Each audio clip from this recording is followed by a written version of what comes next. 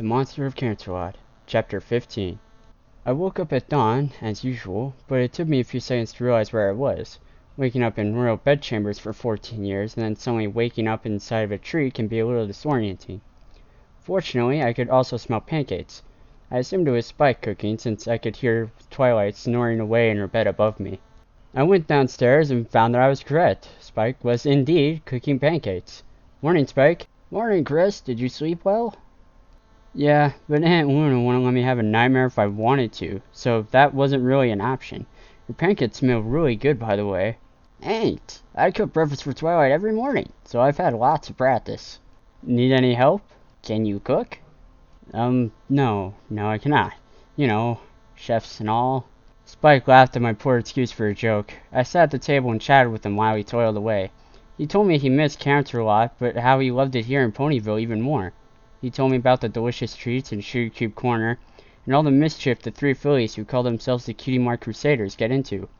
He also went on and on about a certain seamstress and just how beautiful and generous she is. I had to agree with him on that. Rarity certainly was an attractive mare. What are you two doing, making all this racket so early? Early? Twilight, I've been getting up at sunrise since I came here, and Spike was actually up before that. Don't be mad at us because you stayed up too late. What? I had trouble sleeping. I was just too excited to have my favorite cousin over.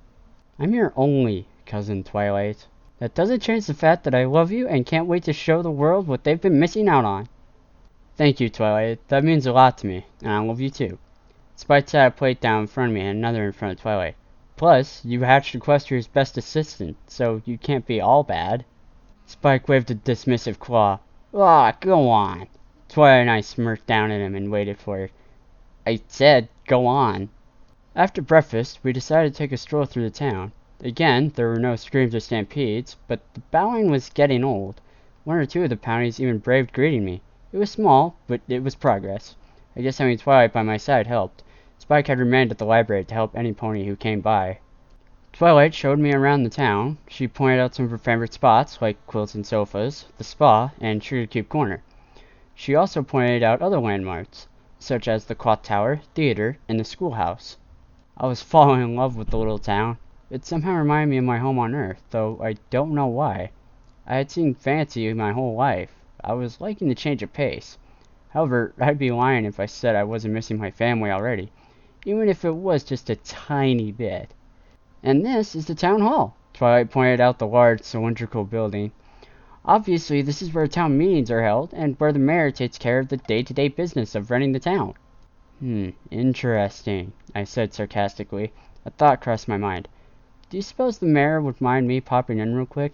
I wanted to talk to her about something. Well, you are the Prince of Equestria. I'm pretty sure you can do whatever you want, Twilight answered with a smile. Yeah, but you know I never like to use the crown as a free pass. I'll just ask if she can see me, and if she's busy, I'll leave. I shrugged for emphasis. Alright, and afterward? We'll play it by ear.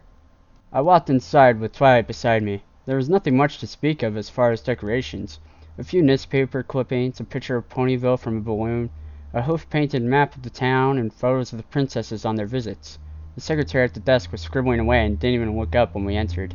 Can I help you? She asked with her snout still buried in her paperwork. Yes, we wish to speak with the mayor, I replied.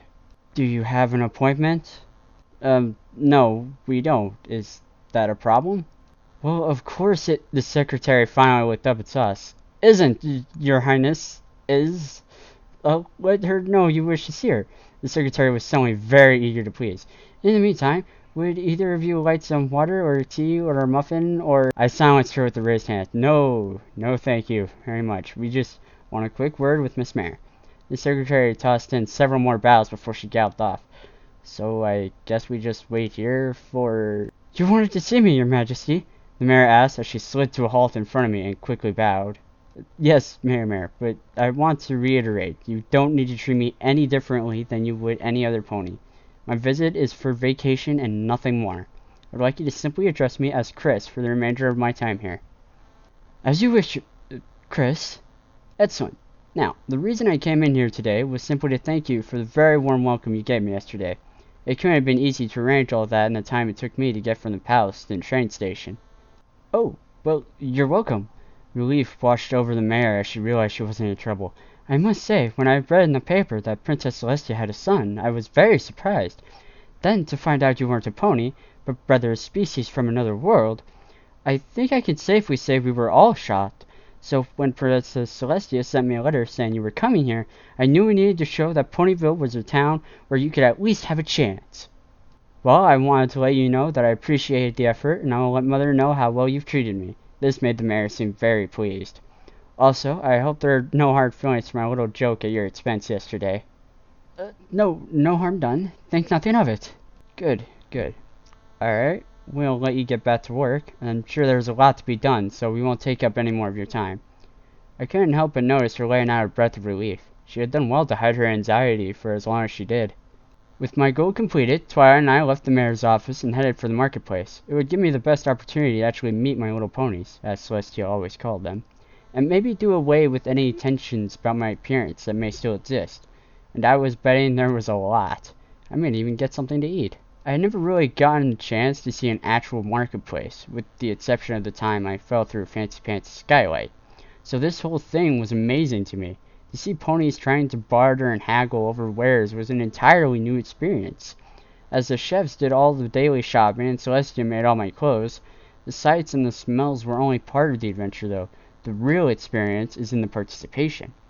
I was just happy Celestia had given me some bits to spend on my vacation. But what to spend them on? I didn't need any fruits or veggies, and if I did, Twilight would be the one who would know the best stall to go to. I was temporarily living in a library, so I didn't need any books. Plus, the library at the castle was unparalleled. There had to be something. Twilight and I were about halfway through the market, and she was happily lecturing me on how to properly barter. She was just in the middle of telling me that no pony pays the listed price when we heard a familiar voice. "Twilight! Chris! Over here!" Applejack called to us. We made our way to her stall. Surprisingly, she was selling apples. "Good afternoon, Applejack," Twilight greeted her. "How's it going?" I asked. Applejack was about to answer when I got distracted by some pony ducking behind the stall, as if to hide from me. "Hey, who's that?" "Huh? Ugh! Apple Bloom, get out from there and greet the prince," Applejack instructed with a stomp of her hoof for emphasis. The little filly slowly peeked out from behind the stall, revealing just one big orange eye. The pink bow she always wore bobbed comically as she nodded at me before ducking back to her hiding place. I chuckled and sat cross-legged on the ground to minimize my size. "You're still scared of me, aren't you?" I asked the stall. I was worried with a tiny, "Well, you don't need to be. I promise I won't do anything to hurt you. Please, come out of there and say hello. Otherwise, I'm gonna have to just sit here and talk to your sister's stand and look crazy." "Come on, A.B., get out of there. I already told you Chris was a nice guy, didn't I?" Another came from the fruit. "Then come out of there." The tiny, cute little filly slowly stepped out and made her way over to her sister, where she promptly hid again. "Oh, for Pete's sake, Apple Bloom!" Applejack chastised shortly before she took a big sidestep and standing next to me, leaving her sister unguarded. Apple Bloom kept switching her gaze and expression from shocked betrayal at her sister to uncertainty at Twilight and pure fear and nervousness at me. Tentatively, she lifted a hoof and took her first step toward me. Slowly, very slowly, she approached, stopping a few feet from me and raised a hoof in a hoof-shaking gesture. Carefully, and very gently, I grasped her hoof in my hand and gave it one shake before releasing it. "It's nice to finally formally meet you, Apple Bloom. Though we've met before, haven't we?" Apple Bloom looked up at me with a questioning look. "You were one of the 3 fillies I came across outside the Whitetail Woods, aren't you?" Now she looked shocked. "That's right. Her and her little friends are the ones that came screaming to us about some monster trying to eat 'em." "Ah, so they're the ones who are to blame for our little fight then." Apple Bloom was nearly terrified now. I was only feeling a little guilty about it. Still having a bit too much fun to stop now. Plus, Applejack seemed to have caught on to what I was up to and played along. "So, your punishment at the castle was her fault. Something should be done about this, don't you agree, Applejack?" "Darn tootin'! But what do you suggest?" Apple Bloom was visibly shaking now. "I think," I placed a hand on my chin to mimic me being deep in thought, "that she and her friends," pause for effect, "shall be forced to accompany me to," I was only barely holding back my smile, Sugar Cube Corner, where we will all have some milkshakes and discuss this like mature ponies. Apple Bloom's jaw nearly hit the ground. I think that sounds about right. Now run along, Apple Bloom, and gather your friends. We'll meet you there. She and her short legs giving their all was awfully cute. It reminded me a lot of Cottontail, even though she was far younger than this filly. It made me miss her. Not even a full day away from home, and I'm already homesick? Lame. It was an hour before the three fillies showed up at Sugar Cube Corner. I was already there with Applejack and Twilight. We were at a table in the corner of the room, and every pony else was keeping their distance from us. Sadly, they did that on their own. Pinky had come by the table a few times and kept us laughing while we waited. Even Mr. and Mrs. Cape came over to talk. I thought they would have been nervous, but they said that since Pinky said I was a good stallion, they knew they had no reason to be afraid. I felt lucky to have her as a friend, though they admitted to being a little intimidated by my stature, both physical and political. At first they felt safe enough around me to bring out their twin foals, Pumpkin and Pound, who I fell in love with instantly and threatened to confiscate for official purposes. I just couldn't help myself. They were so darn cute. Sadly, I had to return them to their parents. Luckily, three more cute little fillies came in to join us. Scootaloo, Apple Bloom, and Sweetie Belle trudged up to the table like they were walking into their own exile. I was only just able to hide my smile. Too bad the effect was ruined by Applejack and Twilight giggling. Oh well. Come on over, girls. I promise not to bite. I've just finished a slice of cake, I teased. Stop that, Chris, or you'll scare them off again, Twilight chastised. Fine, fine. Sit down, girls. Let's talk. They did as instructed, though they huddled very tightly around each other. Now, on to why I called you here. About 3 weeks ago, you three caused quite the ordeal and got your sisters into some trouble at the castle. So, what do you have to say for yourselves? We're sorry, was chorused by the three. We didn't know who or what you were, Scootaloo started.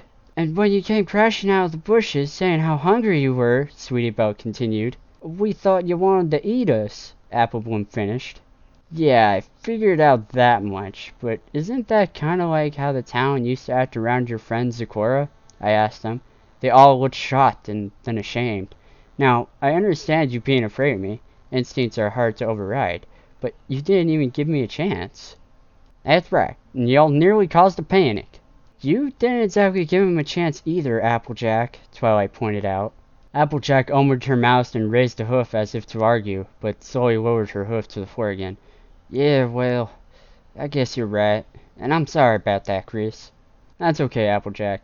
You've taken your punishment and we got to start over. As far as I'm concerned, we're good. I held out a fist and she bumped hers against it.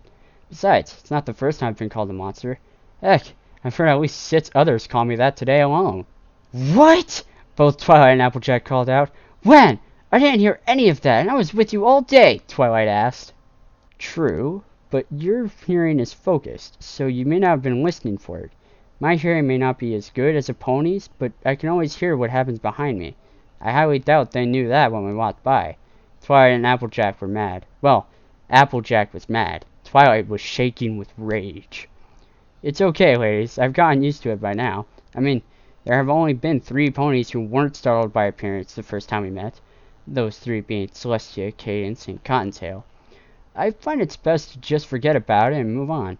Now that just ain't right. No pony should be shown because of how they look. Twilight probably would have agreed, but she seemed to be on the verge of exploding. She'd seen me cry over that particular hardship for years, and, to put it mildly, she didn't appreciate it. You mean, even though every pony knows you're a prince, Apple Bloom dared to speak, they still say such mean things? I nodded as I rubbed Twilight's withers, trying to calm her down. That's just so wrong, Scootaloo said. Yeah, they're all being meanies, Sweetie Belle concluded. They were all surprised when I chuckled. You know, little Fluffy Butt said the same thing. When Mother tried to introduce me to Equestria, something happened, and nearly every pony there screamed and ran like I was going to eat them. It was not a good day. The 3 fillies suddenly realized that they had done exactly the same thing. I could see it in their faces. They really did feel bad about that whole event. Listen, how about this? You 3 and I start over, just like I did with your sisters. We wipe the slate clean and start fresh today, like nothing ever happened. Does that sound good to you girls? They didn't even need to look at each other. They each nodded happily. Great. Now, let's get some ice cream in our bellies. Hey, Pinky! And that's how I made friends with the 3 fillies who once thought they would be my lunch.